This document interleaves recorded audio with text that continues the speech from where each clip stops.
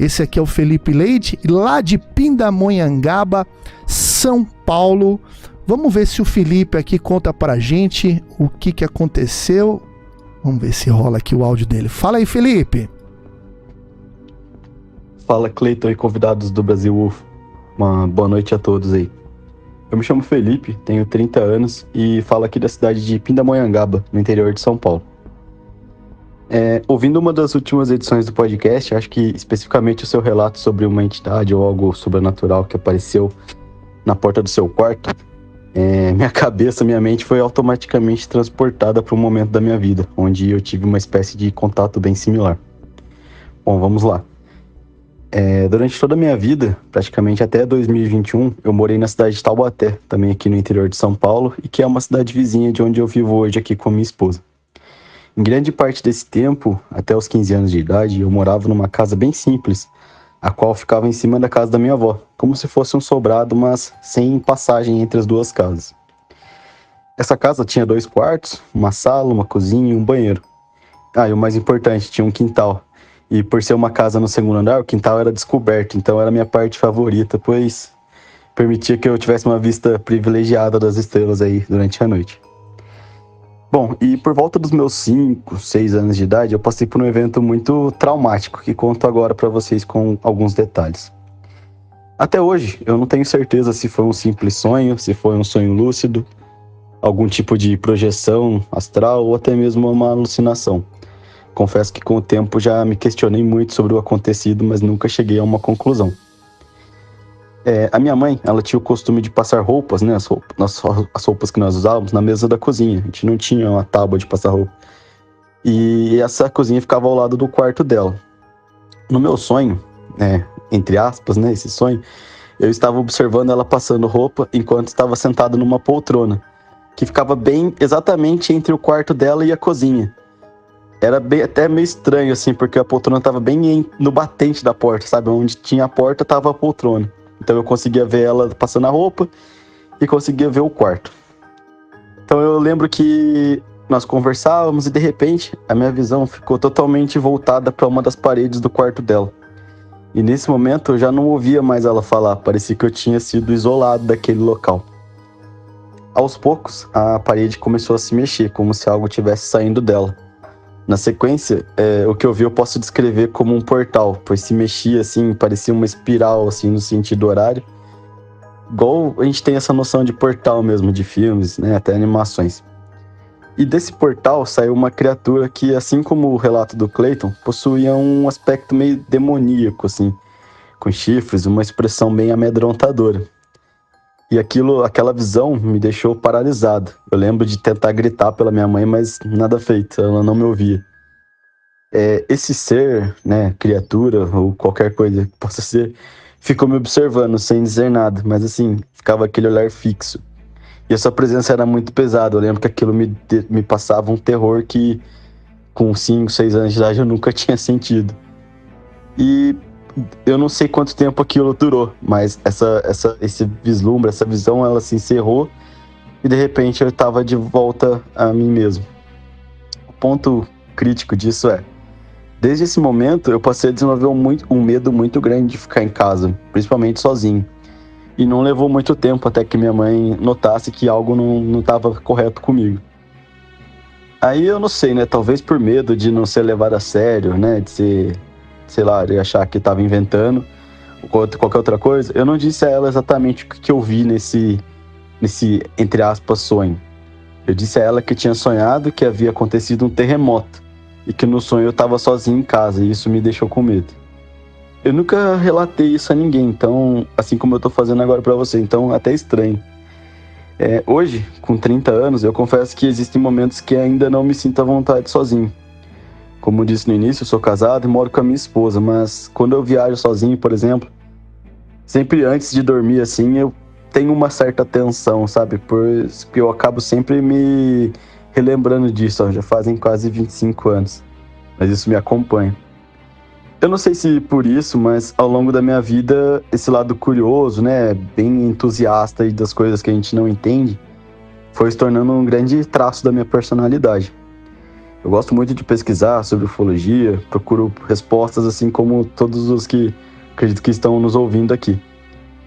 E no podcast, né, no Brasil UFO, eu encontro um certo alento de ver que mais pessoas passaram por momentos similares, né, ou coisas diferentes, mas também sem respostas, e que isso impulsiona, né, a gente a tentar entender melhor como que o mundo é, e as coisas que tem muito mistério que a gente não faz ideia.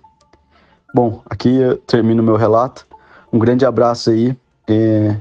Sou um ouvinte que já considera vocês como amigos, porque é sempre bom ouvir as conversas.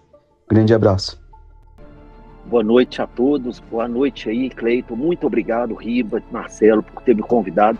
Da mesma forma que eu fiquei muito feliz com o convite e surpreso, eu considero isso aí uma forma de eu falar de alguns assuntos que eles não são muito cartesianos. Hoje a gente faz reunião, seja feriado, carnaval, para falar de planilha, de conta de contas, de problema de guerra, e quando a gente aprofunda em assuntos mais profundos que lidam com vida, com consciência, às vezes a gente não encontra nem espaço para falar disso e nem pessoas que falam de uma forma séria. Então eu peço, em primeiro lugar, eu peço desculpa a quem tem autoridade como vocês. Eu sou um curioso. Todos nós.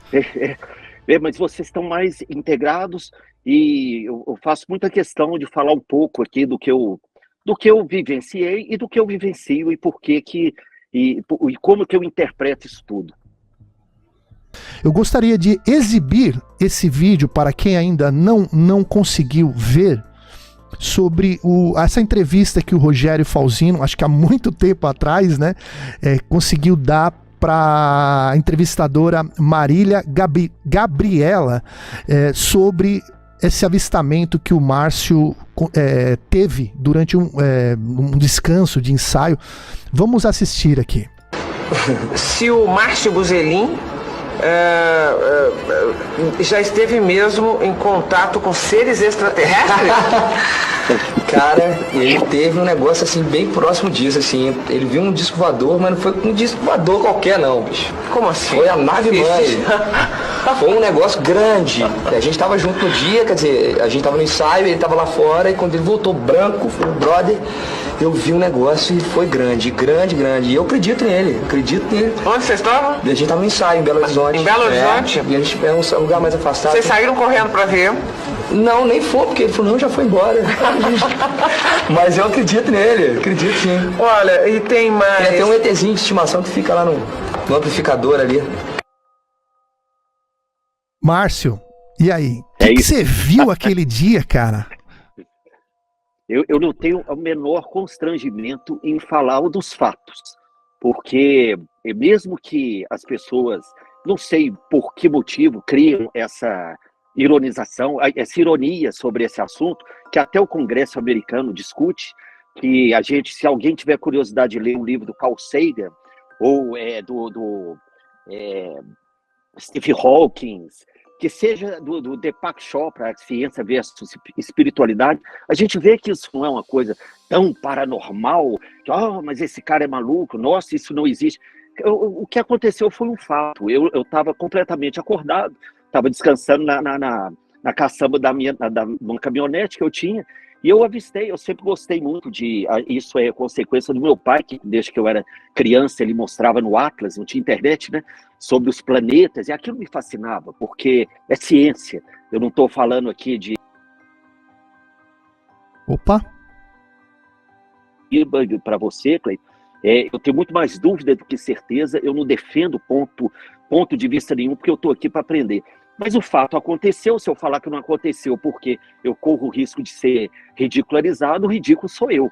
Então, o que aconteceu foi que realmente eu vi uma estrela cadente, outra, e aquilo foi tomando um formato, porque parecia que estava numa nebulosa, um tubo de nebulosa, com dois abre aspas, que faziam uma espécie de asas. Mas aquilo atravessou o céu, e o céu, quando ele está de brigadeiro, sem nuvem, ele é muito grande, é difícil você pegar o seu campo de visão e ver tudo. Como era uma amplitude muito grande, eu custei a focar. E aí eu tive tempo na época, foi em 97, eu tinha um Nokia desse tamanico que não filmava, infelizmente. Tijolo, né? E aí, quando ele foi, eu tive tempo e discernimento para questionar, afinal de contas, o que era aquilo que eu nunca tinha visto, que era uma coisa gigantesca. Eu não tinha bebido a cachaçinha, eu não tinha feito absolutamente nada. E ali eu vi, pronto, aconteceu. A partir daquele momento, eu tomei uma curiosidade sobre o assunto. E quando ela, um fato curioso, eu não sei, a gente está falando num canal dedicado, quando esse avistamento ele foi embora, parecia que as luzes ficaram compridas, como se tivessem corrido. Foi aí aquilo que era parecia uma camuflagem de estrela, virou um risco. Todas as estrelinhas viraram um risco. Eu não esqueço disso, até desenhei a respeito. A partir daí, eu encomendei um telescópio newtoniano com o professor Bernardo, porque como eu gosto dessa situação de ciência, a ciência me agrada muito, e ali me incentivou a pesquisar mais do assunto. Obviamente eu tive muito medo, eu passei 2 noites sem dormir, questionando se aquilo ali tinha sido uma crise psicótica, ou se eu tinha... Não, mas o fato é que eu tive tempo suficiente para me questionar sobre aquilo. E aí eu comecei a ir toda terça-feira na casa do professor Bernardo, que fazia manutenção. É um cara genial. É astrônomo? Ele é um astrônomo, Márcio? Astrônomo, professor de biologia na UFMG, fazia manutenção dos telescópios do interior de São Paulo e Minas Gerais. E aquilo me fascinou, porque ele estava me mostrando um ponto de vista sobre a vida que era completamente diferente daquela rotina mundana, vamos colocar assim, de sobrevivência. Então ele começou a me mostrar muitas coisas que envolviam a própria consciência, afinal de contas, o que é vida? Alguém já perguntou o que é vida? A química. O que é a química? Nós somos também uns seres extraterrestres, óbvio, porque a gente veio das estrelas, a nossa química é oxigênio, carbono, hidrogênio. Existe, se a gente tiver um tempinho para poder se dedicar a esse assunto, a gente vê que a gente não está falando de nada fora. É lindo, é uma coisa realmente que deixa a gente maravilhado, é encantador. Mas não é coisa de maluco, absolutamente. Maluco é que não está querendo ver essas situações. É óbvio que existem muitos charlatões, existe muita gente que quer aproveitar de todas as situações, em tudo quanto é situação da vida. Mas se você começar a pesquisar sobre astronomia, sobre física quântica, sobre a própria química, sobre o desenvolvimento do planeta, a gente vai cair em terra muitas crenças, muitos dogmas, muitas falsas seguranças que a gente desenvolve. Então, para mim, ele falava, um dia eu tive coragem de contar para ele. Eu tive um avistamento. O senhor acredita em UFO, vida extraterrestre? Ele falou assim, mas é claro. Ele tinha alunos que estavam na NASA. E ele é uma pessoa extremamente cética, cientista, linda, que começa a misturar, inclusive, como o Riba estava falando, com espiritualidade. Porque uma coisa junta a outra. São frequências que a gente emite que você atrai determinadas coisas. Enfim, foi isso esse é o meu relato.